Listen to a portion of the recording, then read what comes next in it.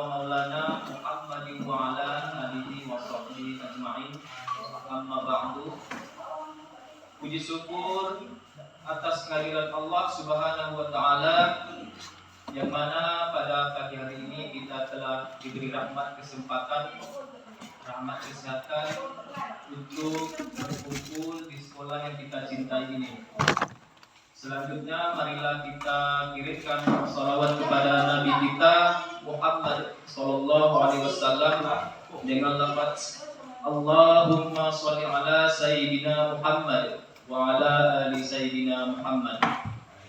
Yang kami hormati Kepala SMP Negeri 4 Singkil beserta Dewan Guru yang telah dapat hadir pada pagi hari ini. Baiklah, untuk mempersingkat waktu, marilah kita dengarkan presentasi yang akan disampaikan oleh Bu Ade. Kepada Bu Ade, waktu dan tempat kami persilahkan.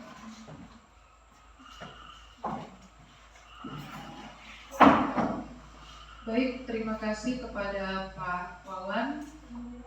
Hari ini saya ingin presentasikan tentang pengibasan budaya positif di sekolah kita.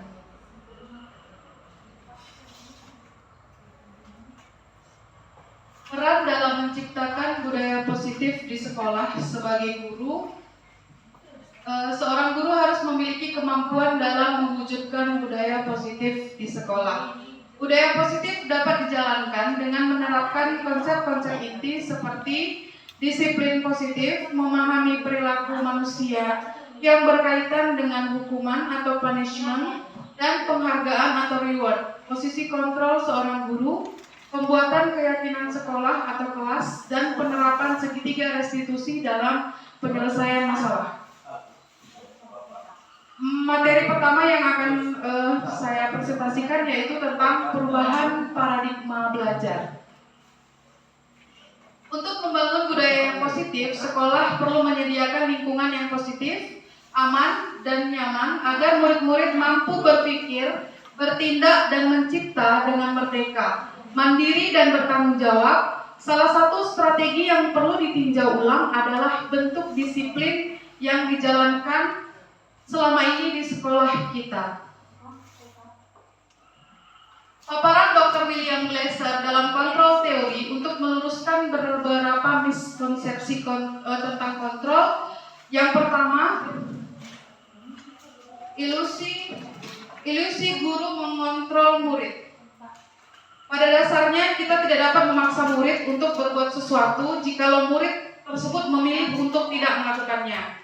Walaupun tampaknya kita sedang mengontrol perilaku murid tersebut, hal itu karena murid sedang mengizinkan dirinya dikontrol. Saat itu bentuk kontrol guru menjadi kebutuhan dasar yang dipilih murid tersebut. Yang kedua, ilusi bahwa semua penguatan positif, efektif, dan bermanfaat. Penguatan positif atau bujukan adalah bentuk-bentuk kontrol. Segala usaha untuk mempengaruhi murid agar mengulangi suatu perilaku tertentu adalah suatu usaha untuk mengontrol murid tersebut. Yang ketiga, ilusi bahwa kritik dan membuat orang merasa bersalah dapat menguatkan karakter. Menggunakan kritik dan rasa bersalah ini mengontrol murid menuju pada identitas yang gagal. Mereka belajar untuk merasa buruk tentang diri mereka. Mereka mengembangkan dialog yang negatif, kadangkala sulit bagi guru untuk mengidentifikasi bahwa mereka melakukan perilaku ini. Karena seringkali guru cukup menggunakan suara halus untuk menyampaikan pesan negatif. Kemudian ilusi yang keempat, ilusi bahwa orang dewasa memiliki hak untuk memaksa. Banyak orang dewasa yang percaya bahwa mereka memiliki tanggung jawab untuk murid-murid berbuat hal-hal tertentu. Apapun yang dilakukan dapat diterima selama ada sebuah kemajuan yang berdasarkan sebuah pengukuran kinerja. Bagaimana seseorang bisa berubah dari paradigma stimulus respon kepada pendekatan teori kontrol? Stephen R. Covey atau Principle Center Leadership tahun 1991 mengatakan bahwa bila kita ingin membuat kemajuan perlahan, sedikit-sedikit, ubahlah sikap atau perilaku Anda. Bila kita ingin memperbaiki cara utama kita, maka kita perlu mengubah kerangka acuan kita. Ubahlah bagaimana Anda melihat dunia, bagaimana Anda berpikir tentang manusia. Ubahlah paradigma Anda, skema pemahaman dan penjelasan aspek-aspek tertentu tentang realitas. Nah, ini ada stimulus respon melawan teori kontrol, pandangan tentang dunia. Jadi yang pertama ada stimulus respon tentang dunia, dan yang kedua ada teori kontrol tentang dunia. Di sini jelas nampak perbedaannya ya Bapak Ibu. Yang pertama, realita atau kebutuhan kita sama kalau berdasarkan stimulus responnya. Tapi kalau berdasarkan teori kontrol, realita atau kebutuhan kita berbeda. Menurut Bapak Ibu setuju yang mana? Bahwa kebutuhan kita itu sama semuanya, atau kebutuhan kita berbeda-beda. Bagaimana Bu Fitri?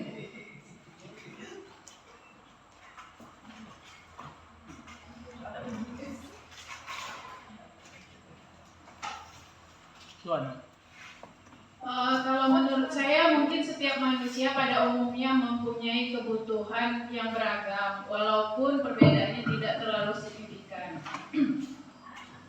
Misalnya kita sebagai guru, ini sekolah saja ya Bu Adik, atau anak atau siswa kita juga mempunyai kebutuhan yang berbeda-beda. Makanya kita saat ini perlunya memahami kondisi siswa. Setiap siswa itu seperti apa yang dia butuhkan, pembelajaran seperti apa yang mereka butuhkan.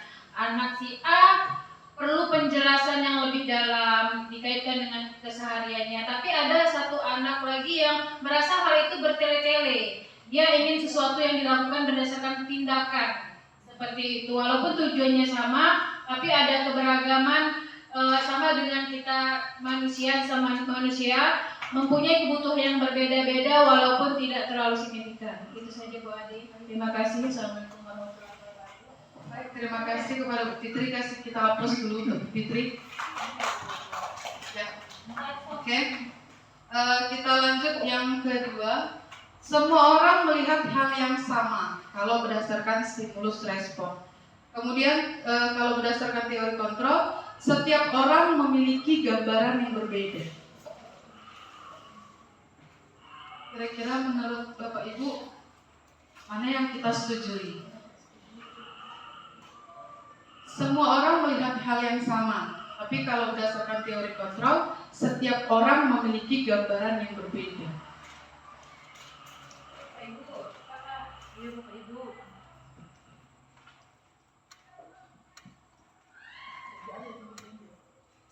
Oh gitu ya. Oke, Pak Paruki, gimana Pak Paruki?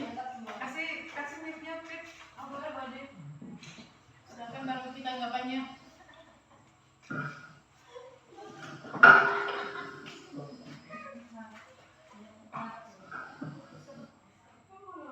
Kalau pendapat pribadi saya itu semua orang memiliki pandangan yang berbeda-beda dalam menentukan atau memandang arah dari kebutuhan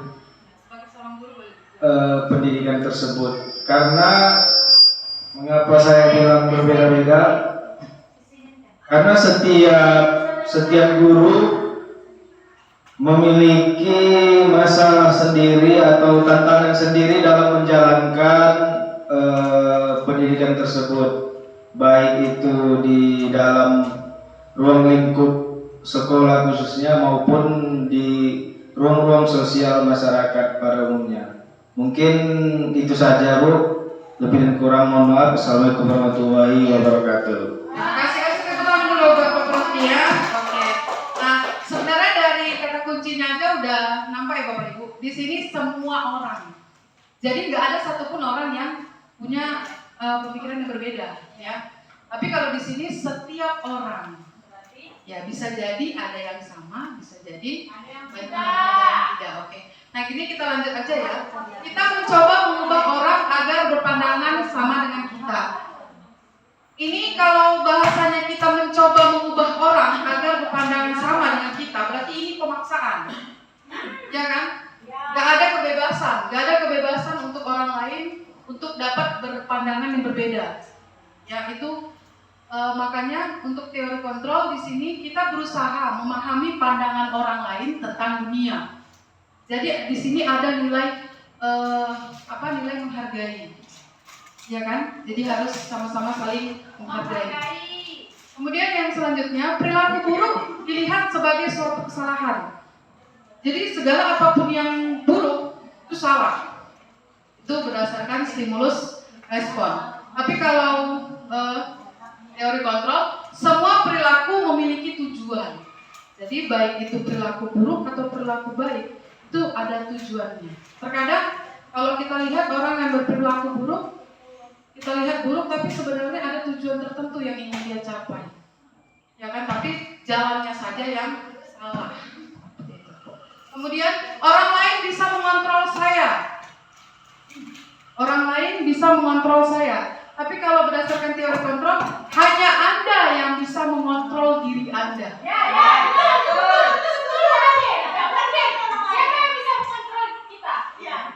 Betul ya. Jadi jangan mau kalau diri kita dikontrol oleh orang lain. Nah itu kalau berdasarkan teori kontrol itu ya benar ya, hanya Anda yang bisa mengontrol diri Anda.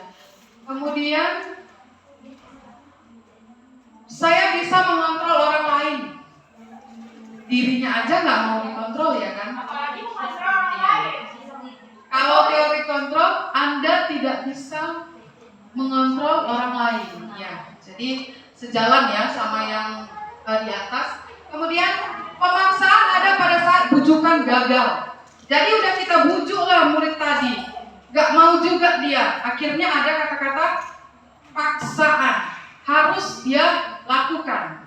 Itu kalau berdasarkan stimulus respon. Tapi kalau berdasarkan teori kontrol, kolaborasi dan konsensus menciptakan pilihan-pilihan baru. Ya, lanjut. Model berpikir menang atau kalah. Kemudian yang teori kontrol, model berpikir menang, dan menang. Lanjut. Tadi materi yang pertama sudah selesai. Lanjut ke materi yang kedua yaitu tentang disiplin positif ya. Disiplin positif. Nah ini Bapak Pendidikan kita Ki Hajar Dewantara menyatakan bahwa di mana ada kemerdekaan, di situ harus ada disiplin yang kuat. Sungguh pun disiplin itu bersifat self-disiplin, yaitu kita sendiri yang mewajibkan kita dengan sekeras-kerasnya. Tetapi itu sama saja, sebab jikalau kita tidak cakap melakukan self-disiplin, wajiblah penguasa lain mendisiplinkan diri kita. Dan peraturan demikian itulah harus ada dalam suasana yang merdeka. Ini sesuai dengan teori yang mana tadi Bapak Ibu? Yang mana tadi? Jika kita tidak cakap mengontrol diri kita, maka penguasa lain yang akan hanya Anda yang bisa mengontrol diri Anda. Iya, jadi itu sesuai dengan teori kontrol. Ya, Ibu Fitri kayak semangat kali dia ya. Kasih tepuk tangan sama Bu Fitri nih. Bu Miss Deni semangat ya. Satu. Iya. Habis ini giliran. Lanjut Pak. Habis kedua. Ki Hajar menyatakan bahwa untuk mencapai kemerdekaan atau dalam konteks pendidikan kita saat ini, untuk menciptakan murid yang merdeka, syarat utamanya adalah harus ada disiplin yang kuat. Disiplin yang dimaksud adalah disiplin diri, yang mendisiplinkan diri, yang memiliki motivasi internal. Jika kita tidak memiliki motivasi internal, maka kita memerlukan pihak lain untuk mendisiplinkan kita, atau motivasi eksternal karena berasal dari luar, bukan dari dalam diri kita. Nah, ini dia tadi. Motivasi perilaku manusia itu sebenarnya ada dua. Yang pertama ada motivasi eksternal yang berasal dari luar, motivasi dari luar, dan yang motivasi internal itu ada satu. Ini yang pertama, untuk motivasi eksternal berarti berasal dari luar. Nah, motivasinya itu yang pertama untuk menghindari ketidaknyamanan atau hukuman. Jadi anak-anak murid itu melakukannya karena dia takut dihukum. Iya, jadi ada kayak paksaan, ya, atau ada ketidakrelaan sebenarnya dalam dirinya untuk melakukan, hanya karena mereka tidak takut untuk dihukum. Kemudian yang kedua, untuk mendapatkan imbalan atau penghargaan dari orang lain. Karena dia tahu ada hadiah, makanya dilakukannya. Jadi bukan motivasi dalam dirinya sendiri, tapi hanya karena melihat, oh itu ada hadiah, oh itu ada hukumannya. Jadi hanya seperti itu saja. Nah ini lanjut untuk yang kedua, motivasi internal. Jadi motivasi internal ini yang berasal dari dalam diri, khususnya untuk siswa kita ya. Untuk menjadikan seseorang yang mereka inginkan dan menghargai diri sendiri dengan nilai-nilai kebajikan yang mereka percaya. Jadi ini muncul dari dalam diri, bukan dari paksaan.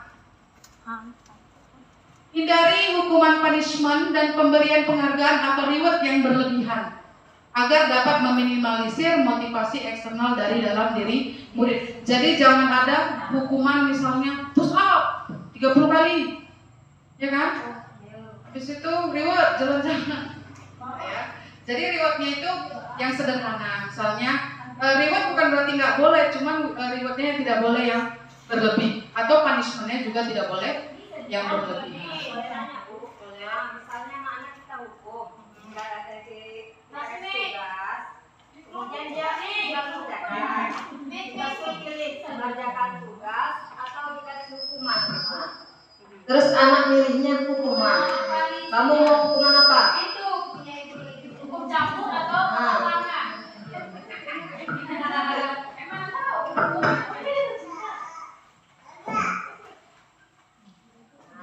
Kemudian dia memilih hukuman.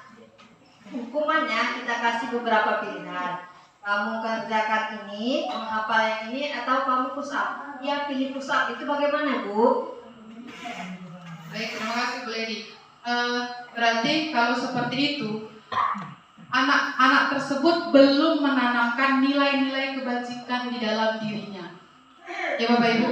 Jadi belum ada nilai nilai kebajikan yang mereka percayai dalam dirinya. Jadi kalau murid yang seperti itu, nah berarti dia masih dari motivasi eksternal, tapi yang dia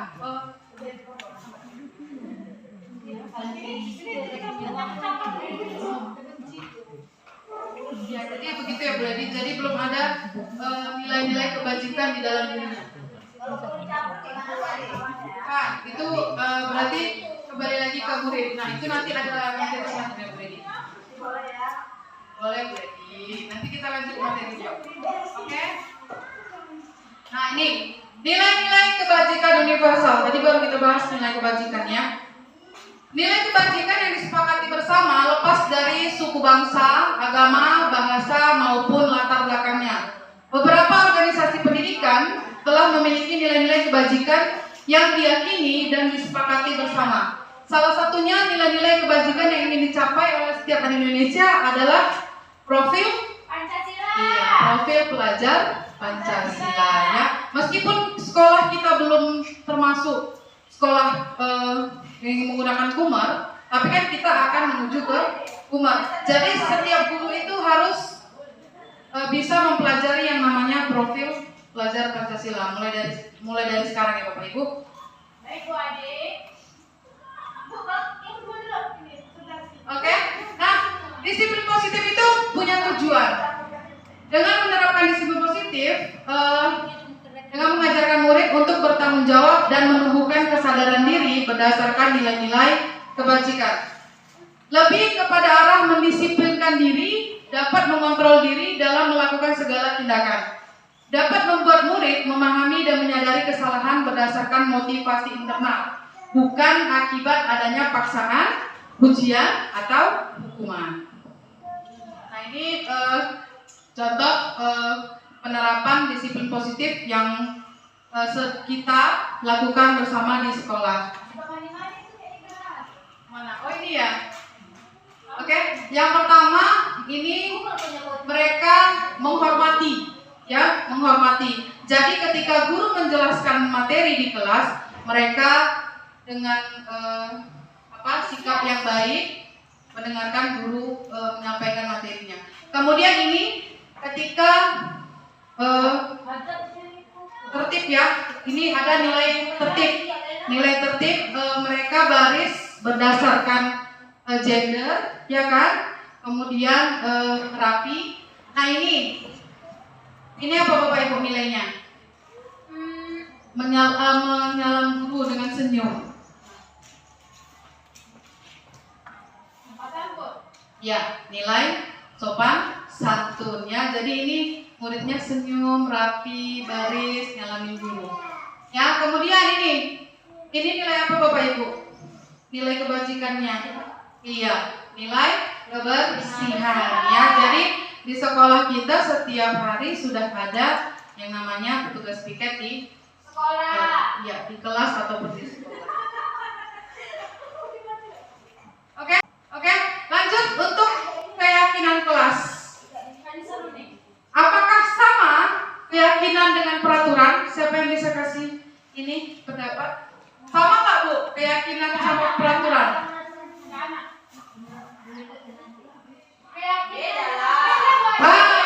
Coba Bu Lela.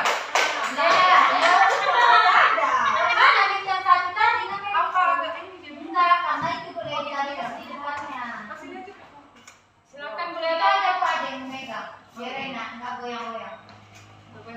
Kalau menurut saya beda ya Bu Ade. Gitu deh.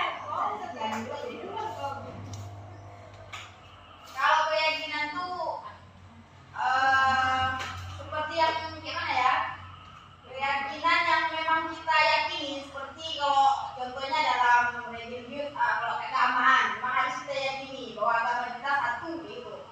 Kalau peraturan memang setiap sekolah memang harus ada aturan masing-masing. Misal aturan sekolah harus tepat waktu datang, itu kan jelas peraturan kan. Dimanapun peraturan ini memang diterapkan, bukan di sekolah aja maupun di luar pun diterapkan. Di keluarga pun kalau peraturan memang harus ada, ya kan? Itu kalau menurut saya. Ada lagi?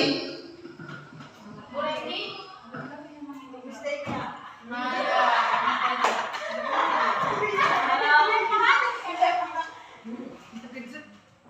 Kalau menurut saya ya keyakinan itu mulai dari diri sendiri ya. Kalau peraturan yang dibuat dalam suatu organisasi Bu. Ya, kasih tepuk tangan.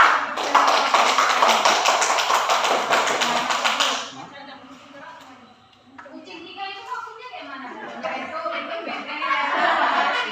Ya namanya apa? Kita kadang biasa.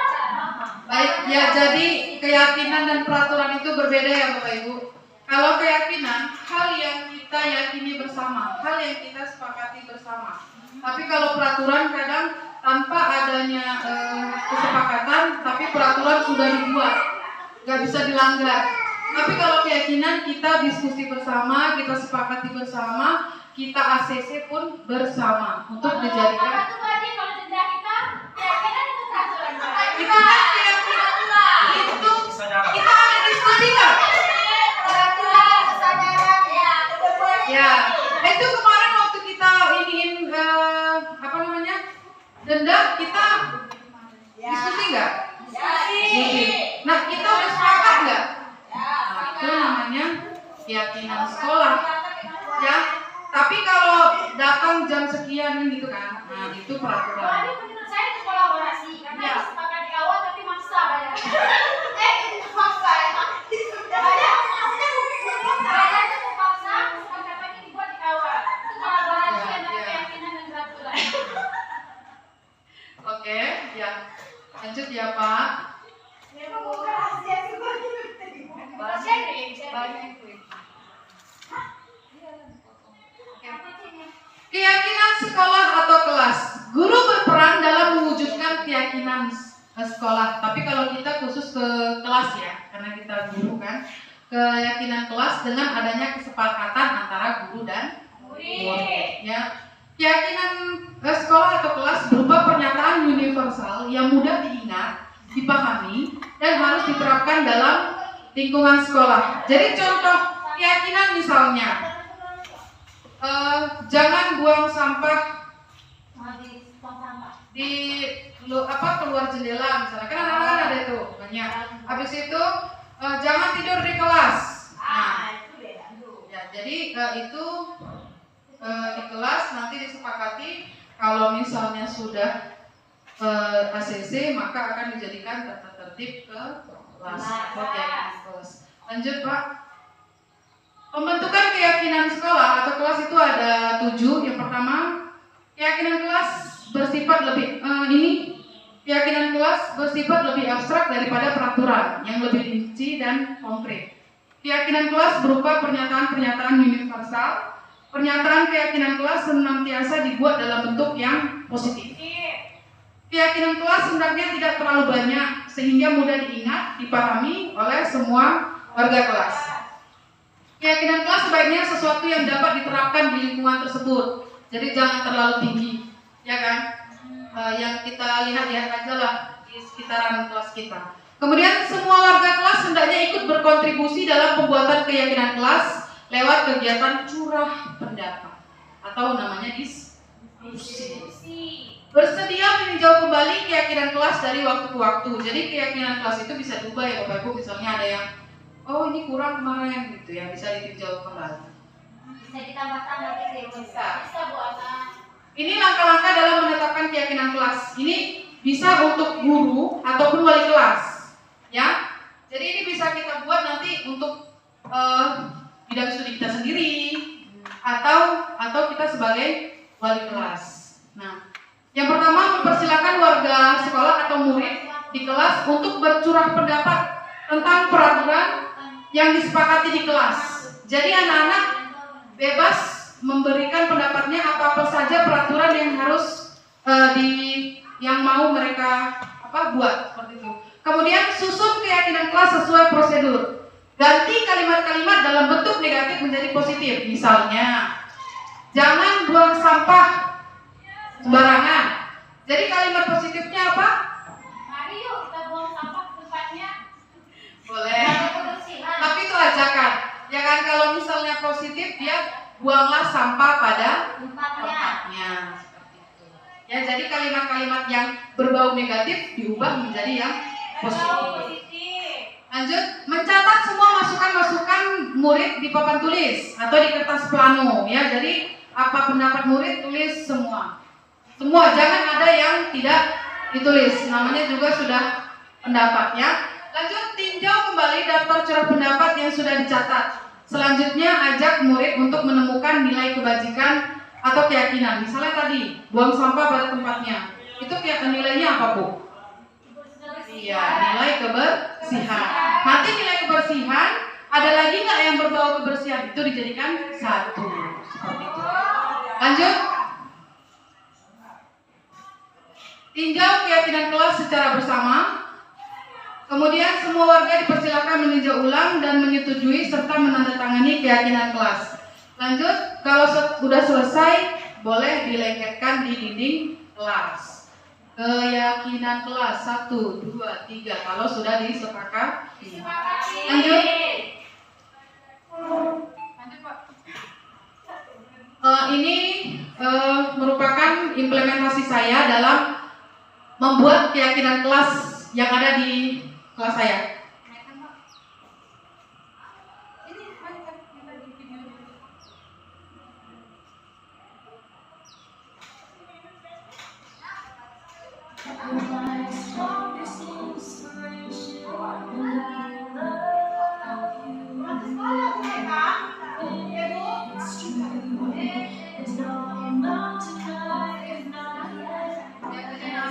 Anak-anak lagi nulis ya, lagi nulis pendapatnya masing-masing.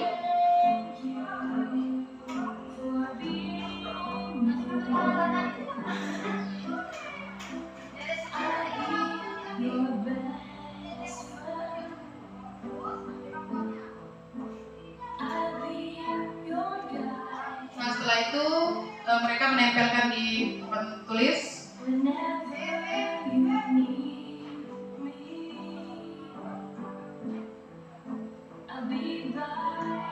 Nah, ini saya buat berdasarkan nilai-nilai kebajikannya ya Bapak Ibu. Susun.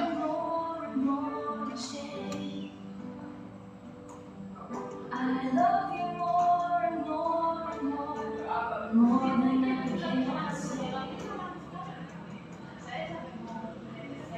You're my sweetest addiction. You're my strongest inspiration.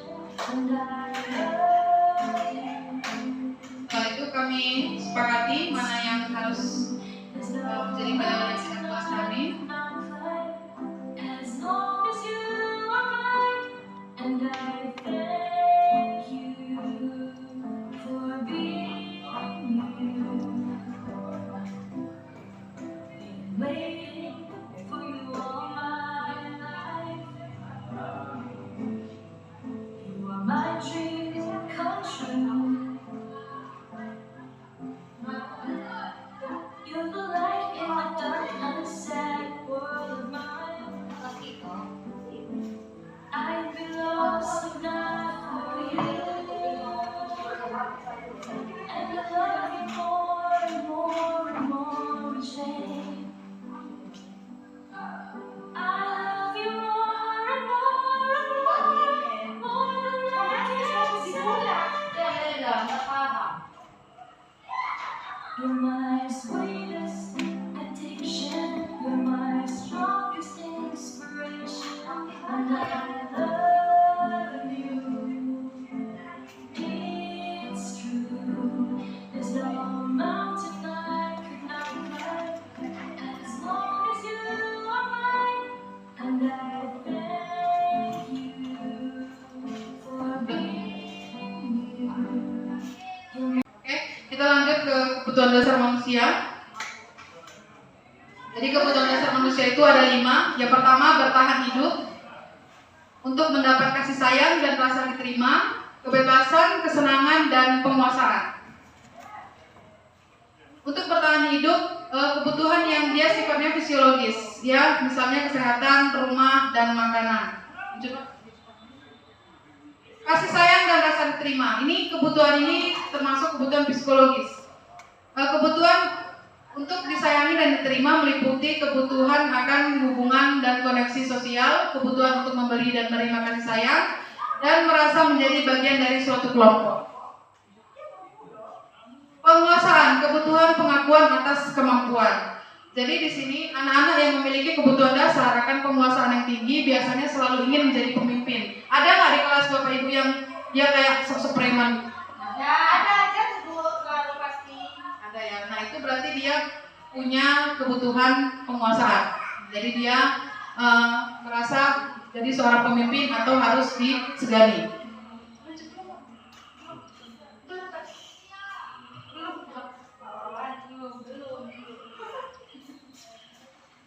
Kemudian mereka juga suka mengamati sebelum mencoba hal baru dan merasa kecewa bila melakukan kesalahan. Ini kebutuhan kebebasan. Jadi ini anak-anak yang dengan kebutuhan kebebasan yang tinggi menginginkan pilihan, terlalu terpengaruh orang lain dan senang mencoba hal baru dan menarik. Kemudian kebutuhan kesenangan.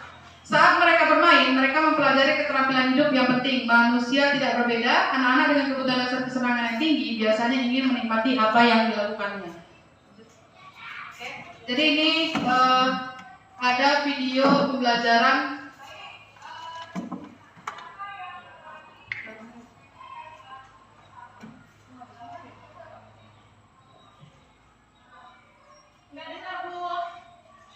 Iya kecil soalnya.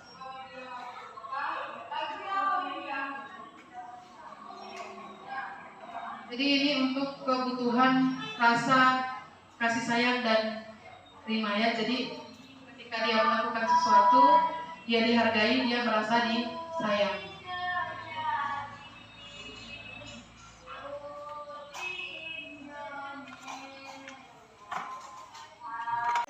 Oke, ini posisi kontrol guru. Jadi ini khusus ke kita ya. Ini kita nih. Lanjut. Ayo Bapak Ibu, ini posisi kontrol guru. Yang pertama posisi penghukum. Siapa yang suka menghukum guru nih? Suka menghukum anak murid? Boleh lah. Kemudian pembuat rasa bersalah. Fitri, boleh sih. Kalau anak-anak udah bikin salah, kamu nggak kasihan sama ibu? Kamu nggak kasihan sama orang tuanya? Ya, itu pembuat rasa bersalah. Kemudian teman. Jadi nganggap murid itu Esti. Siapa itu? Udah enggak? Ada begitu kan? Iya, saya. Oke, lanjut. Pemantau. Saya tunggu saya. Kamu Ibu Fitri mantau aja. Saya mantau dulu Bu, habis itu baru saya libas. Biasanya kalau pemantau ini guru yang punya catatan-catatan lengkap tentang kelakuan anak-anak. Saya catat Ya. nanti saya Bu. Dicatatnya semua kesalahan murid-murid, dicatatnya semua. Jadi waktu ada rapat ini catatan anak semua. Itu guru pemantau. Ya, jadi dia hanya memantau, tidak ada solusi. Nah, yang terakhir manajer, ya manajer. Jadi ini udah yang terlah. Kira-kira ada yang nggak yang merasa udah di posisi manajer? Murid punya kesalahan, tapi kita mampu untuk menyelesaikannya. Saya kayaknya itu. Oh, Fitri ya.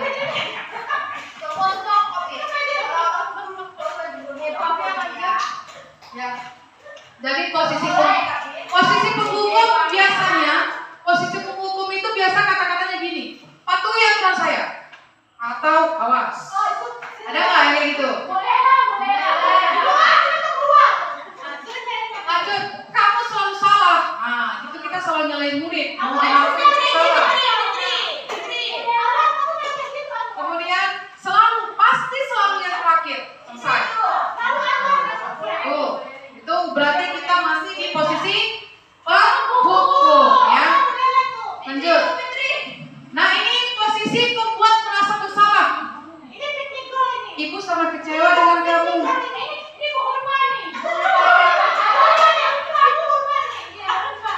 Lanjut. Berapa kali Bapak Ibu harus beritahu kamu ya? Ya. Lanjut. Gimana coba kalau orang tua kamu tahu kamu buat kayak gini? Ya, itu posisi guru pembuat rasa bersalah. Lanjut. Posisi teman. Terus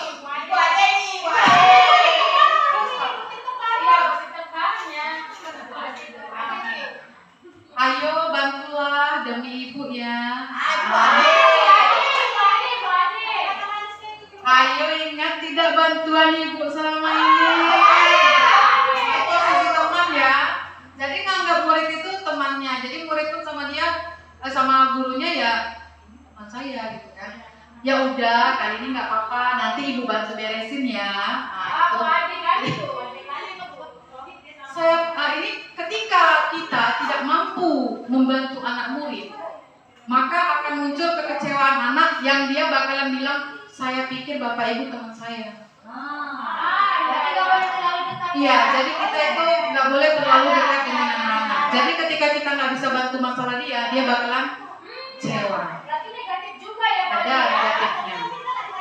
Iya, betul. Nah, ini pemantau tadi lanjut Pak. Nah, ini pemantau. Kalau bahasanya seperti ini, peraturannya apa? Nah, jadi ngasih tahu ke anak-anak misalnya ada salah, peraturannya apa? Cuman gitu aja. Kemudian apa yang udah kamu lakuin? Kemudian sanksi atau konsekuensinya apa? Kalau anak-anak salah, sanksinya apa? Kemarin aku bilang apa sanksinya? Itu guru mantap, ya. Nah, ini lanjut yang terakhir. Guru posisi manajer nih, gurunya udah senyum nih ya. Lanjut. Ya, jadi ini bahasanya apa yang kita yakini, Nak? Apa kamu meyakininya, Nak? Misalnya dari jawabnya, apa kamu meyakininya, Nak? Baru, jika kamu meyakininya, kamu bersedia memperbaikinya enggak? Ya, jadi kalau anak-anak punya salah nggak dimarahin, tapi disuruh dia berpikir untuk menyelesaikan permasalahan dia dengan memperbaiki dirinya. Jika kamu memperbaiki ini, hal ini menunjukkan apa tentang dirimu. Kemudian apa rencana kamu untuk memperbaikinya? Misalnya nih, murid kita sering tidur, ya kan, di kelas.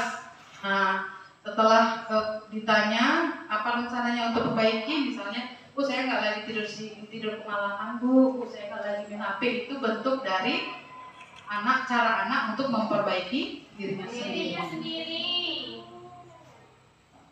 Nah, sebenarnya posisi kontrol guru yang diharapkan yaitu posisi manajer. Ya, guru berbuat sesuatu bersama murid. Jadi nggak cuma guru yang nentuin atau murid yang nentuin, tapi saling kolaborasi. Oke, ini segitiga restitusi. Segitiga restitusi ini untuk menyelesaikan permasalahan. Jadi yang pertama ada menstabilkan identitas. Lanjut. Menstabilkan identitas, dia mencoba untuk memenuhi kebutuhan dasarnya namun ada benturan. Kalau kita mengkritik dia, maka kita akan tetap membuatnya dalam posisi gagal, ya. Jadi nggak boleh mengkritik anak murid, ya. Kalau kita ingin dia menjadi reflektif, maka kita harus meyakinkan si anak dengan cara mengatakan berbuat salah itu nggak apa-apa, atau tidak ada manusia yang sempurna. Ya, jadi dia nggak merasa dirinya salah mutlak. Ya. Lanjut.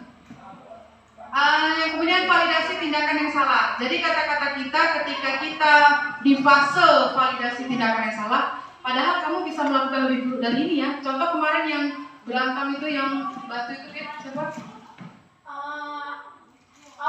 Anwar, Bu. Ya. Ketika misalnya kita sedang melakukan validasi tindakan yang salah, kita bisa aja bilang, padahal kamu bisa lebih buruk dari itu, ya. Nggak cuma melemparnya, nggak cuma menggertak, tapi bisa langsung melempar batu.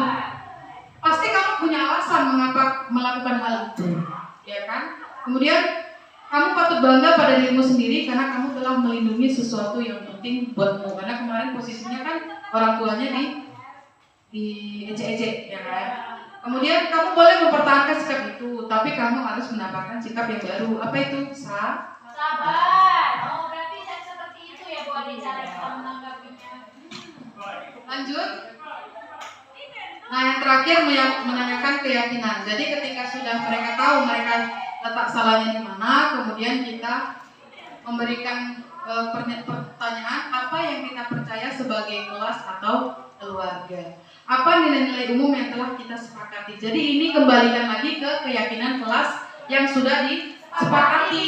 Ya, jadi tanya sama dia, kamu melanggar keyakinan yang mana? Maka dia akan berpikir keyakinan mana yang telah dia langgar. Kemudian nanti tanya bagaimana cara dia memperbaikinya.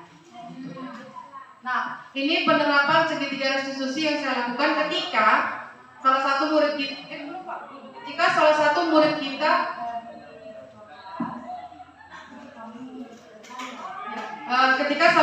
kita kemarin itu coret-coretnya buku si Isa, karena si Isa nyontekin dia terus, jadi dia coret-coret.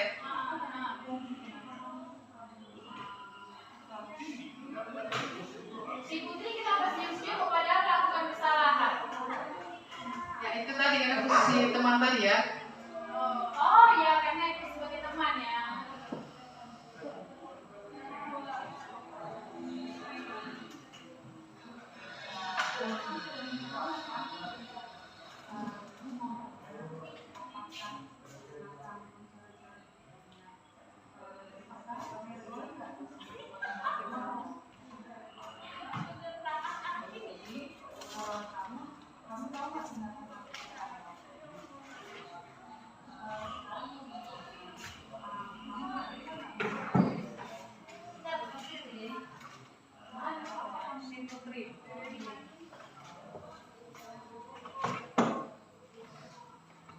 Ya, jadi di sini dia kasih cara dia memperbaiki diri dengan dia lebih sabar.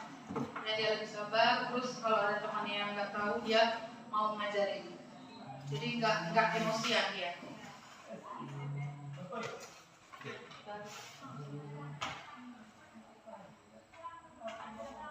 Ya, jadi ini yang terakhir, ya. Kaitan budaya positif dengan filosofi pendidikan menurut Ki Hajar Dewantara adalah dengan menjalankan budaya positif di sekolah, maka dapat mempermudah dalam mencapai tujuan pendidikan nasional, yaitu pendidikan yang berpihak pada murid dan bersifat menuntun murid sesuai kodrat keadaannya, yaitu kodrat alam dan kodrat zaman.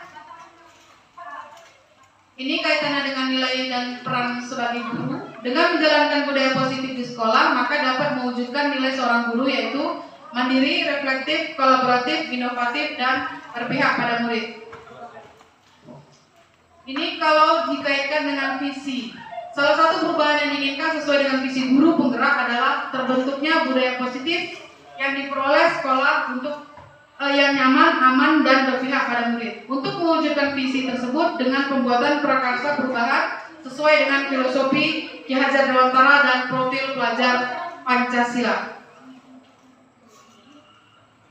Baik Bapak Ibu,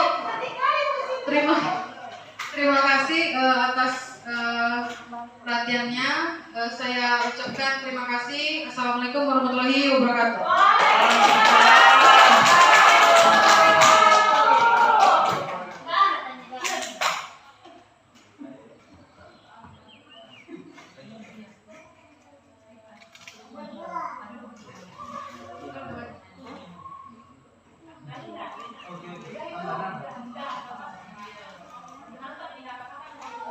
Dan terima kasih kami ucapkan kepada Bu Ade yang telah menyampaikan presentasinya pada hari ini.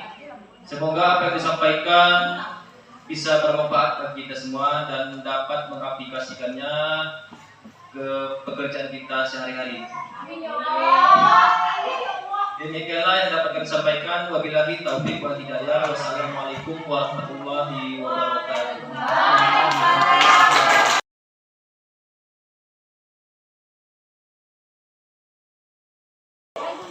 Terima kasih kepada Bu Ade yang telah mempresentasikan kegiatannya tadi. Saya rasa memang kegiatan tadi sangat bermanfaat dan mudah-mudahan ke depan sebagai guru IPS bisa kami tingkatkan lebih dalam lagi dalam proses belajar mengajar, terutama di bidang studi IPS ini. Saya sangat mendukung apa yang dilakukan oleh Bu Ade dalam rangka meningkatkan kualitas pendidikan di sekolah kami ini. Terima kasih. Assalamualaikum warahmatullahi wabarakatuh. Saya Fitri Aulesari, guru matematika di SMP Negeri 4 Singkil. Di sini saya ingin memberikan tanggapan dari hasil presentasi tentang budaya positif yang dilakukan oleh calon guru penggerak yaitu Ibu Ade Ardiani.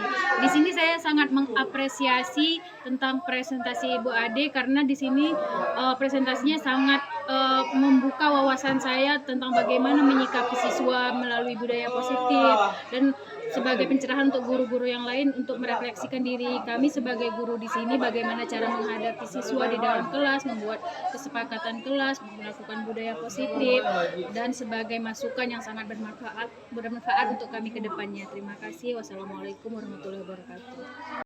Assalamualaikum warahmatullahi wabarakatuh. Nama saya Resti Pujati Saudara SPD. Saya sangat menikmati dan ini seperti pengalaman yang sangat menyenangkan semenjak Kak Ade ini melakukan presentasi. Udah selama ini udah 2 kali ya Bu Ade ya. Dan ini mungkin sangat menjadi pengalaman yang sangat baru untuk saya. Mungkin dengan ini bisa menggerakkan saya dan guru-guru lain untuk bisa ikut guru penggerak mungkin ya. Dan yang pastinya saya pasti akan mencoba menerapkan pelaku budaya positif di kehidupan saya khususnya di kelas nanti. Terima kasih. Assalamualaikum warahmatullahi wabarakatuh.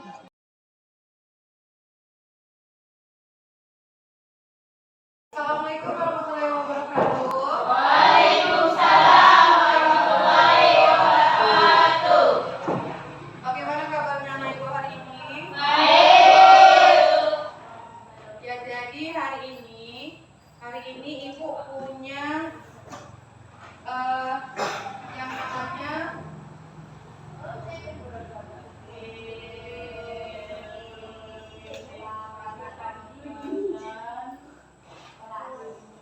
ada yang pernah dengar tentang kesepakatan kelas? Ada.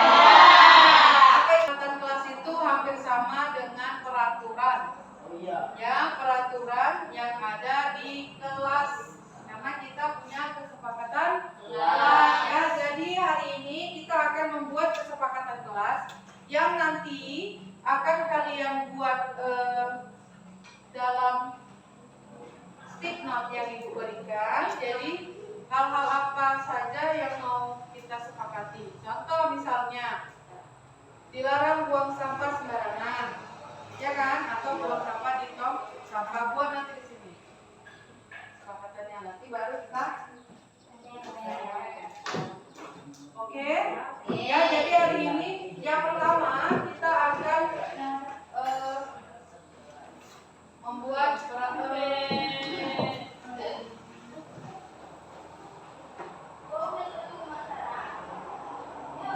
kesepakatan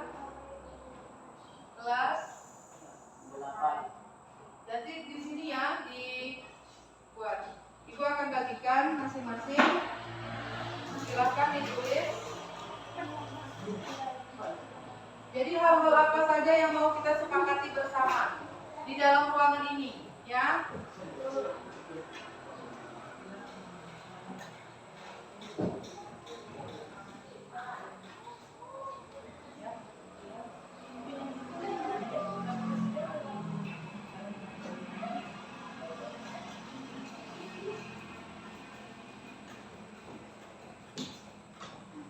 Ya, silakan dibuat. Buat nama, Bo. Gak usah dibuat nama. Buat aja di situ apa yang mau disepakati di kelas.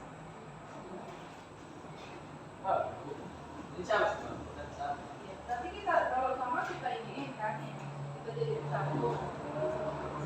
Ayo kira-kira di kelas ini harus kita patuhi apa? Yang harus peraturan yang harus ada di kelas ini apa? Kira-kira.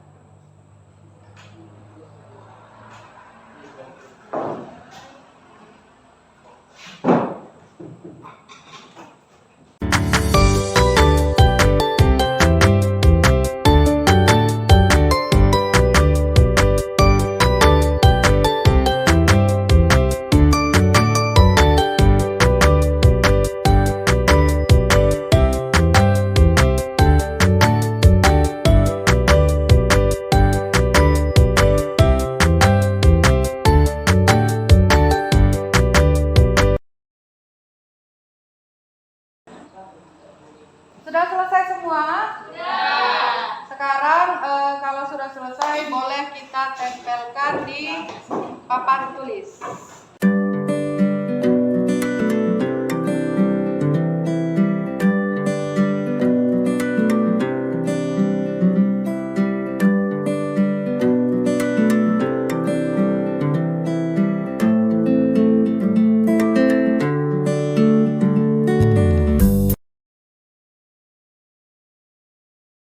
Sudah, ini semuanya kalian yang buat, ya kan? Ya.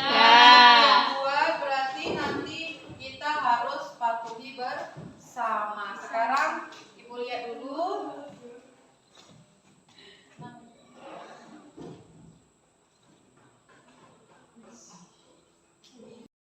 Oke, jadi di sini ada saling menjaga kebersihan.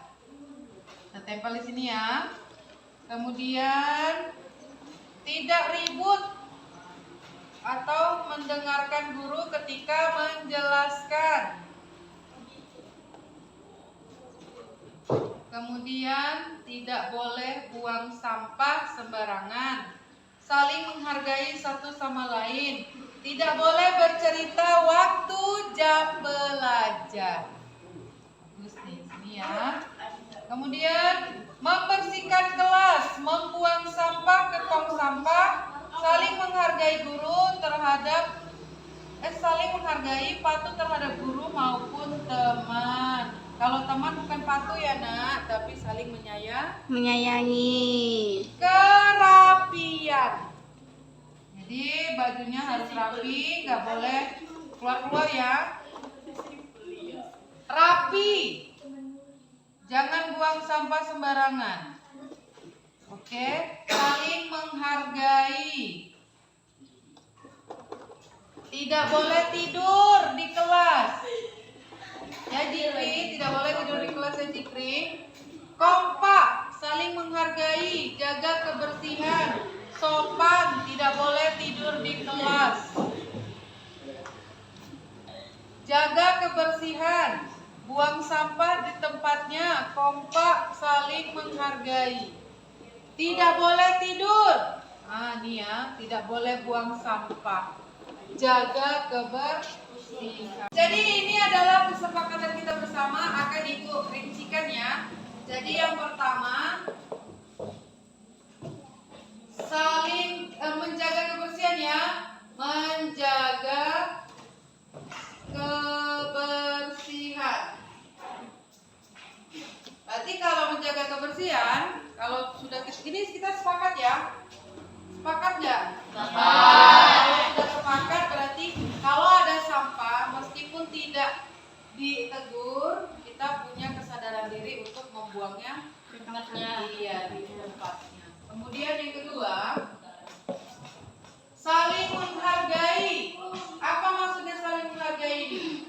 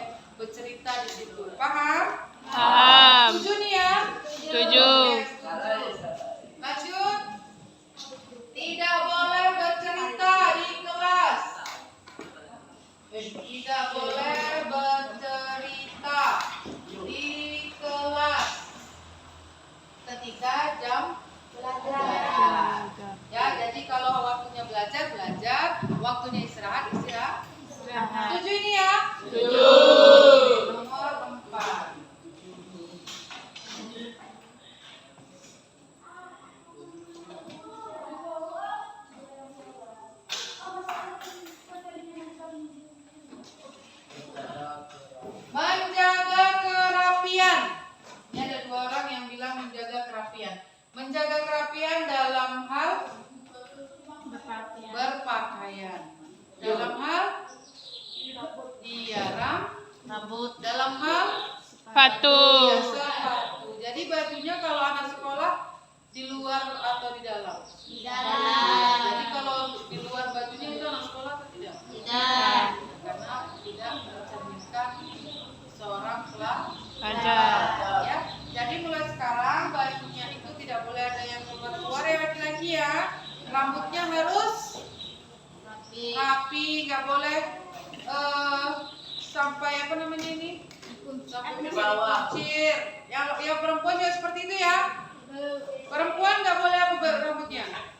Nggak boleh nampak. Iya, nggak boleh nampak di bawah. Sepatunya bagaimana? Warna hitam. Ya, warna hitam. Oke. Khusus yang perempuan dari ibu ya. Tidak boleh pakai make up. Nggak boleh ada lipstick di kelas. Masih sekolah. Paham? Kita setuju ini? Untuk kita setuju. Oke. Nomor 5. 5. Tidak boleh tidur. Tidak boleh tidur di kelas. Ayo, siapa yang suka tidur ini? Jadi teman-temannya sepakat nih Jikri. Ini udah sepakat kita nggak boleh tidur di kelas. Kamu setuju nggak? Ya, jadi kalau sudah ada kesepakatan kita boleh tidur lagi nggak di kelas? Iya, baik. Jadi kita setuju semua ya? Oke. Baru yang terakhir ini. Oh iya, yang terakhir. Kompak ya, menjaga kekompakan. Ya, kompak itu dalam artian kalian ini kan dalam satu kelas berarti satu keluarga. Ini rumah kita. Ya, rumah kita yang Jaga. Jadi nggak ada di kelas yang bertengkar, paham? Kalau ada masalah diselesaikan secara baik-baik. Ya, ingat ya, Isa, tidak boleh lagi kita bertengkar di dalam kelas ataupun di lingkungan sekolah. Jadi kalau kita sudah biasa seperti itu, maka di luar juga kita tidak akan bertengkar dengan orang, ya kan? Ya. Oke. Jadi dari yang 6 ini adalah kesepakatan kelas kita, ya, yang harus kita patuhi. Jadi mulai sekarang dan seterusnya ini semua harus jalan. Setuju ya, Ibu? Setuju. Baik, nah terima kasih. Hari ini kita sudah menyelesaikan kesepakatan kelas kita. Nanti ini akan kita cetak atau kita buat dengan kreasi kita untuk selalu kita ingat. Oke? Baik, terima kasih untuk hari ini. Ibu akhirnya, assalamualaikum warahmatullahi wabarakatuh.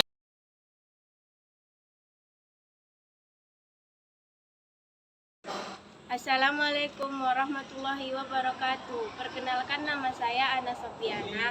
Saya dari kelas 8 SMP Negeri 4 Singkil.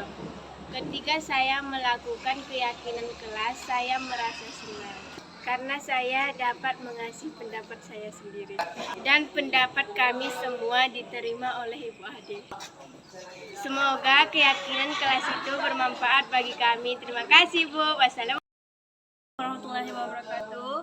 Perkenalkan, nama saya Putri Rahayu. Saya dari kelas 8 SMP Negeri 4 Singkil. Saya sangat senang melakukan keyakinan kelas bersama Ibu Ade dan teman-teman. Saya dan teman-teman akan melakukan keyakinan kelas baik dan bertanggung jawab. Wassalamualaikum warahmatullahi wabarakatuh.